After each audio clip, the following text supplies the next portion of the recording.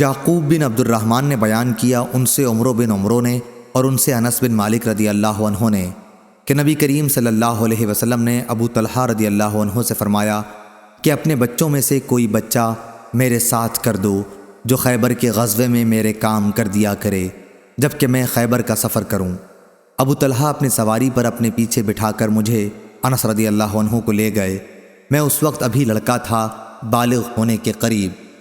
جب بھی حضرت صلی اللہ علیہ وسلم کہیں قیام فرماتے تو میں آپ صلی اللہ علیہ وسلم کی خدمت کرتا۔ اکثر میں سنتا کہ آپ یہ دعا کرتے، اے اللہ میں تیری پناہ مانگتا ہوں غم اور عاجزی، سستی، بخل، بزدلی، قرضداری کے بوجھ اور ظالم کے اپنے اوپر غلبے سے۔ آخر ہم خیبر پہنچے اور جب اللہ تعالیٰ نے خیبر کے قلعے پر آپ کو فتح دی تو آپ کے سامنے صفیہ بنت حیی بن اخطب رضی اللہ عنہا کے جمال ظاہری و باطنی کا ذکر کیا گیا۔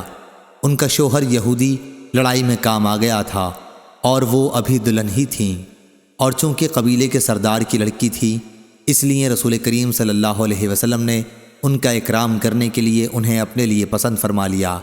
پھر آپ صلی اللہ علیہ وسلم انہیں ساتھ لے کر وہاں سے چلے۔ جب ہم سد الصبحہ پر پہنچے تو وہ حیض سے پاک ہوئیں تو آپ نے ان سے خلوت کی۔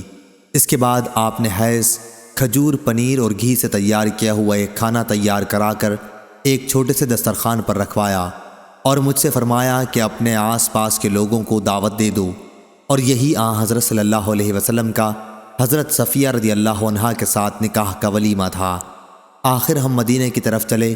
انس رضی اللہ عنہ نے کہا کہ میں نے دیکھا کیا حضور صلی اللہ علیہ وسلم صفیہ رضی اللہ عنہا کی وجہ سے اپنے پیچھے اونٹ کے کوہان کے ارد گرد اپنی غبا سے پردہ کیے ہوئے تھے۔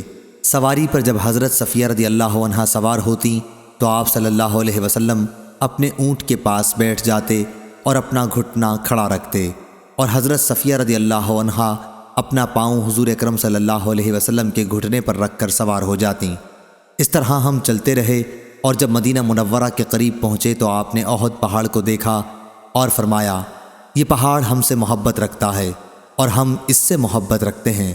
اس کے بعد آپ نے مدینہ کی طرف نگاہ اٹھائی اور فرمایا، اے اللہ میں اس کے دونوں پتھریلے میدانوں کے درمیان کے خطے کو حرمت والا قرار دیتا ہوں، جس طرح حضرت ابراہیم علیہ السلام نے مکہ معظمہ کو حرمت والا قرار دیا تھا۔ اے اللہ مدینہ کے لوگوں کو ان کی مد اور سا میں برکت دیجیو۔ صحیح بخاری حدیث نمبر 2893۔